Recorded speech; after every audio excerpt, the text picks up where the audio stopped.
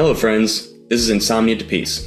I'm John, the sleep coach. If you're worried that being anxious about getting sleep is going to cause a bad night of sleep, then don't worry, I've got really good news for you. Anxiety is not a death sentence. I was speaking with a client recently who was worried that just because they're worried about not getting sleep that night, that would mean that they're not going to get any sleep. This is a very understandable and extremely common fear among people suffering from insomnia. Nothing I say is likely going to remove your anxiety. Your mind is just going to throw endless worries and fears at you. That's just what minds do. But the good news is that it doesn't really matter. Like so many things related to insomnia, it feels like it matters, but it really doesn't. Listen to me very carefully. It's not that being anxious about not sleeping causes lack of sleep. Rather, it's lack of sleep that causes anxiety about not sleeping. It's not a feedback loop. And I know this for a fact because otherwise, no one suffering from insomnia would ever recover from insomnia. Because not getting any sleep is the #1 fear for anyone who's currently suffering from insomnia. And like so many other variables and factors, you'll find that the more you recover, the more restful nights of sleep you have, the more you'll realize,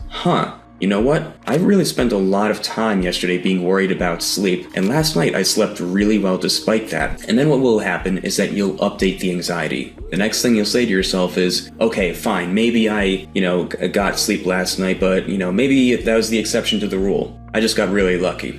Maybe that if I feel anxious about not getting sleep, then it's not a 100% chance that I won't sleep, but maybe only a 90% chance. And then what will happen is that more time will go on, you'll have more experience sleeping with a more sustainable, healthy outlook, and you'll have a moment where you realize, hey, I've had a lot of days where I was really anxious about not getting sleep, and despite that I slept really well. In fact, come to think of it, yesterday, not only was I really anxious, but also I had coffee late in the afternoon. I'd forgotten to take my melatonin. I spent the night in a hotel bed. I didn't wear my sleep mask. And despite all those things, I was able to sleep like a baby. And those are really powerful teaching moments because you realize that your sleep isn't nearly as fragile as you thought, and that you don't need to do so much. And once you start to really internalize that, that's a good indication that you are well on your way to getting long-term sustainable recovery. I hope you found this video helpful. If you did, please feel free to do the usual like, comment, subscribe stuff. Here at Insomnia to Peace, I provide coaching services to people looking to overcome their insomnia for good.